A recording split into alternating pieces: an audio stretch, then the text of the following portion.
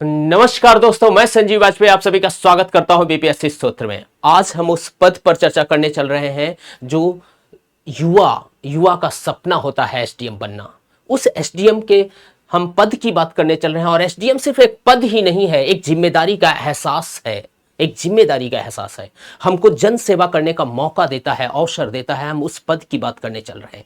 आखिर कैसे एसडीएम बना जाए ये तो आप सब जानते हैं। उस एसडीएम की क्या पावर्स होती है उस पर भी आज हम चर्चा करने वाले हैं। आइए देखते हैं एसडीएम के बारे में। यहां पर सबसे पहले हम लोग ये देखने का प्रयास करेंगे कि एसडीएम जो पद आप देख रहे हैं वो राज्य सरकार का सबसे प्रीमियर सेवा होती है, सबसे मोस्ट इंपॉर्टेंट पद होता है। आप सबसे टॉप मोस्ट पर अगर आपको जाना है तो आपको अपनी रैंक को सबसे नंबर 1 पर ले जाना होगा, तभी आप ये पद प्राप्त कर सकते हैं। इसका चयन किसके द्वारा होगा तो आप देखते हैं बीपीएससी द्वारा इसका चयन होगा। इसकी योग्यता क्या है तो आप जानते हैं, ग्रेजुएट, सिर्फ सामान्य ग्रेजुएट है और कोई विशेष योग्यता नहीं, सिर्फ आपके अंदर वो क्वालिटी होनी चाहिए एग्जाम को क्रैक करने की। शक्तियां क्या है, आज इस पावर्स पर हम लोग बात करने वाले हैं। हम आपको यहां पर बताने वाले हैं कि जो एसडीएम का पद है वो 3 प्रकार से प्राप्त किया जा सकता है। अब आप बोलेंगे सर 3 प्रकार से कैसे? अभी तो आप बोल रहे हैं कि बीपीएससी द्वारा चयन होगा तभी आप प्राप्त कर पाएंगे। तो आपको हम बताना चाहेंगे कि अगर आप यूपीएससी क्रैक करते हैं, बेटा ध्यान से सुनिएगा, अगर आप यूपीएससी क्रैक करते हैं तो आप आईएएस की पोस्ट प्राप्त करते हैं, डीएम बनते हैं। लेकिन वो जो डीएम बनता है उसको भी स्टार्टिंग में 1 से 2 वर्षों के लिए एसडीएम के रूप में नियुक्त किया जाता है। तो वो एसडीएम के पावर्स को वो भी समझता है, कार्यों को समझता है, उसके क्या कर्तव्य है एसडीएम को वो भी समझता है। यानी यूपीएससी से जाने के बावजूद भी आपको 1 से 2 वर्ष आपको एसडीएम के रूप में कार्य करना होता है। और जब आप बीपीएससी द्वारा चयन पाते हैं और टॉप मोस्ट पर पहुंचते हैं, बिल्कुल टॉप रैंक पर पहुंच जाते हैं, तब आपको ये पोस्ट मिलती। और जब आप एसडीएम के रूप में बीपीएससी द्वारा नियुक्त होते हैं डायरेक्ट, तो आप एसडीएम का पद प्राप्त करते हैं। वहां पर आपको समझना है कि उसकी क्या पावर्स है, उसके क्या कार्य है, उसकी क्या ड्यूटीज है, वो सब हम समझने वाले हैं आज। और तीसरा कि प्रमोशन के माध्यम से भी हम एसडीएम बन सकते हैं। प्रमोशन के माध्यम से भी अगर हम पीसीएस की सबसे लो पोस्ट नायब तहसीलदार प्राप्त कर लें तो नायब तहसीलदार से ऊपर तहसीलदार आप बन सकते हैं, तहसीलदार से आप एसडीएम बन सकते हैं, है ना। तो प्रमोशन के माध्यम से भी आप एसडीएम पहुंच सकते हैं। यानी कि अगर आप नायब तहसीलदार से जाते हैं एसडीएम तो आपको 15 वर्ष, 10 से 15-20 वर्ष लग सकते हैं पहुंचने में एसडीएम को। तो यहां पर हमको समझना है कि कौन कौन सी बातें हैं जो एसडीएम में। देखो एसडीएम का प्रमोशन कई प्रकार से होता है। जैसे बिहार के परिप्रेक्ष्य में अगर हम देखें तो एसडीएम से आगे बढ़ेंगे तो डिप्टी सेक्रेटरी, एडीएम, एडीएम से आगे देखो संयुक्त सचिव है, संयुक्त सचिव से आगे बढ़ रहे हैं तो अपर सचिव का पोस्ट आपको दिख रहा है, फिर विशेष सचिव, फिर सचिव लास्ट में आप जाते हैं। संयुक्त सचिव से आप आईएएस बन सकते हैं, समझ रहे हैं। यहां पर आप देखिए जरा। और अगर आप सामान्य प्रमोशन को समझना चाहें तो देखो सबसे पहले राजस्व लेखपाल, लेखपाल की भर्तियां होती है अलग से, फिर रेवेन्यू इंस्पेक्टर, यहां से पीसीएस की पोस्ट आ जाती है। नायब तहसीलदार से, नायब तहसीलदार से अगर आप पीसीएस की लो पोस्ट प्राप्त करते हो तो यहां से प्रमोशन होगा, तहसीलदार हो जाएंगे, तहसीलदार से प्रमोशन होगा, एसडीएम हो जाएंगे, और एसडीएम से प्रमोशन होकर के आप डीएम की पोस्ट पर पहुंच सकते हैं। देखो सबसे पहला चीज आपको यह समझना है। दूसरी चीज आपको यह समझना है कि सामान्य कार्य क्या है एसडीएम के। ये अगर आप समझें सामान्य कार्य तो सब डिवीजन का प्रभारी होता है। पहली चीज सब डिवीजन अगर हिंदी में देखें बेटा तो उसे उपखंड के नाम से जाना जाता है। उपखंड, देखो उपखंड जो होता है, यहां पर मैं एक पेज लेकर के आपको समझाना चाहूंगा। जैसे ये सब डिवीजन है, उपखंड है, तो इसके ऊपर जो है जिला है, डिस्ट्रिक्ट है, जिला। तो जो जिला अधिकारी होता है, जो डीएम होता है, उसका अधीनस्थ होता है ये उपखंड।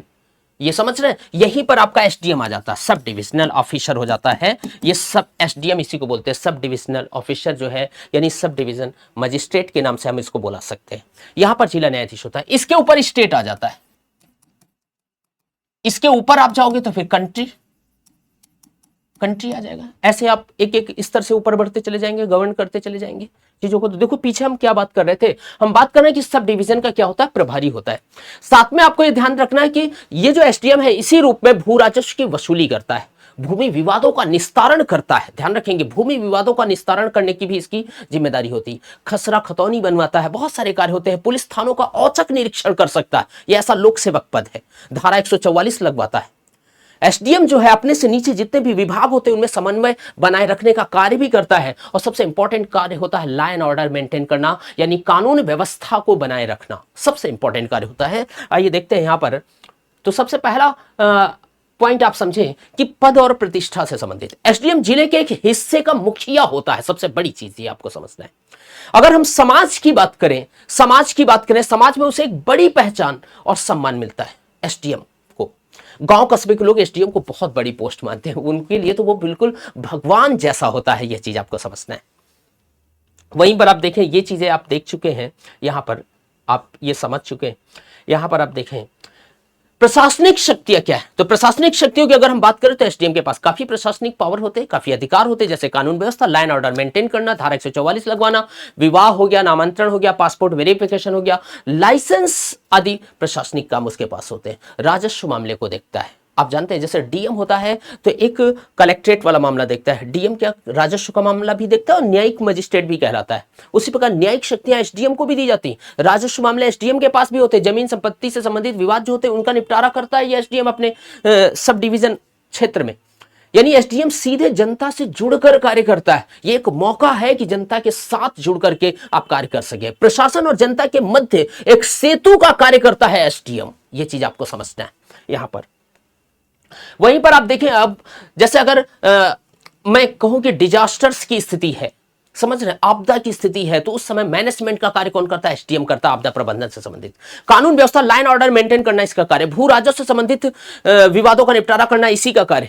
तो एसडीएम के पास जो न्यायिक शक्ति है वो वेरी वेरी इंपॉर्टेंट, ध्यान रखेंगे। एसडीएम के कुछ कर्तव्य होते हैं जैसे वाहन पंजीकरण करना, राजस्व का कार्य करना, चुनाव आधारित कार्य करना, विवाह पंजीकरण करना, ओबीसी एससी एसटी और डोमिसाइल प्रमाण पत्र भी जारी करवाना, ये कार्य होते हैं, ध्यान रखेंगे। ड्राइविंग लाइसेंस का नवीनीकरण करना या उसे जारी करना, ये भी कार्य होते हैं।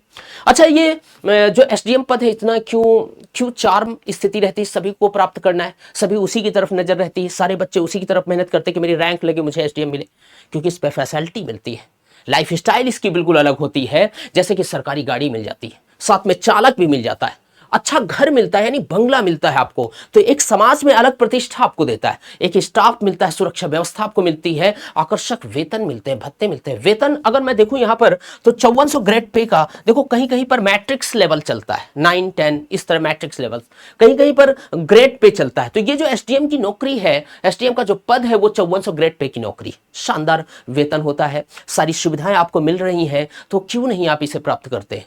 इसीलिए तो बच्चों में होड़ सी लगी है कि मुझे एसडीएम बनना है, सपना होता है एसडीएम बनने का।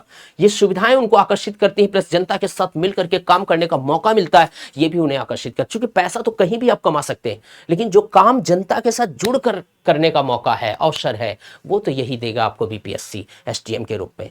सीधे जनता से अगर जुड़ाव अगर आप देखें तो एसडीएम जनता की समस्याएं सुनता और समाधान करता है, शानदार है। लोगों के बीच तुरंत न्याय दिलाने का अधिकार होता है, अवसर होता है, तो उससे एक अलग अलग मन में भाव आता है कि मैं देश के लिए कुछ कार्य कर रहा हूं। देश के लिए बहुत सारे लोग कार्य करते हैं, सभी लोग अलग अलग तरीके से कार्य करते हैं, लेकिन एसडीएम जो है वो सीधे जनता से जुड़कर कार्य करता है। वहीं पर अगर हम आप आगे बढ़ें तो देखेंगे कैरियर क्या है, तो एसडीएम आगे चल करके क्या होता है, उसका प्रमोशन हो जाता है, एडीएम हो सकता है, डीएम हो सकता है, कमिश्नर हो सकता है, सेक्रेटरी तक पहुंच सकता है, आशा होती है कि पहुंच सकता है। यानी यह एक शुरुआत है आईएएस जैसी बड़ी पोस्ट में पहुंचने की। ये भी है, अगर आप आईएएस नहीं भी बन पाते हैं और आप एसडीएम बनते हैं डायरेक्ट पीसीएस के थ्रू, बीपीएससी के थ्रू, तब भी आप आईएएस बन सकते हैं, प्रमोशन के माध्यम से बन सकते हैं। तो ये एक शुरुआत है, आप वहां पहुंच सकते हैं। समाज में क्या प्रभाव होता है, तो आप सभी जानते हैं कि सोशल इंपैक्ट अगर देखें तो गांव शहर में लोग एसडीएम को कानून का रखवाला मानते हैं, न्याय दिलाने वाला मानते हैं। एक एसडीएम अपनी ईमानदार छवि और काम के से समाज पर अपनी एक अलग छवि बना लेता है, अलग गहरा असर डालता है। कहने का मतलब होता है कि अगर आप बेहतरीन कार्य करते हैं तो ये जो देश है ना, यहाँ की जो जनता है ना, वो आपको एक अलग ही माहौल देती है, आपको अपने सर पे बैठा लेती है, क्योंकि वो इतना सम्मान ग्रामीण जनता देती है कि आप सोच भी नहीं सकते। तो देश के लिए कार्य करिए, और उस कार्य करने के लिए पहले आपको मेहनत करनी पड़ेगी, बीपीएससी को क्वालिफाई करना पड़ेगा। एसडीएम एक शानदार पद है, उसके लिए आपको त्याग तो करना पड़ेगा, समझ रहे हैं, त्याग करना पड़ेगा।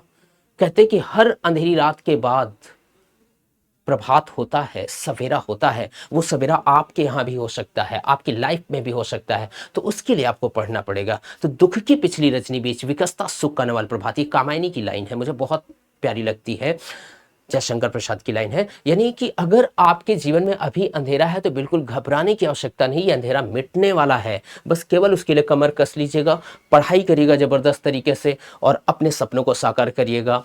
Thank you.